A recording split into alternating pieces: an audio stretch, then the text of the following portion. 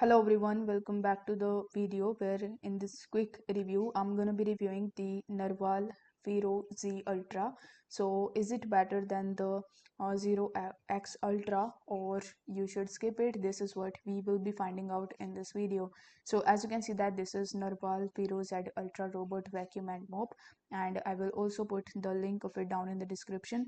So in this powerful vacuum you will get 12,000 PA suction power, dual scrubbing mops, ultra quiet all-in-one base station, real-time cleaning decisions, and hyper-precise obstacle avoidance.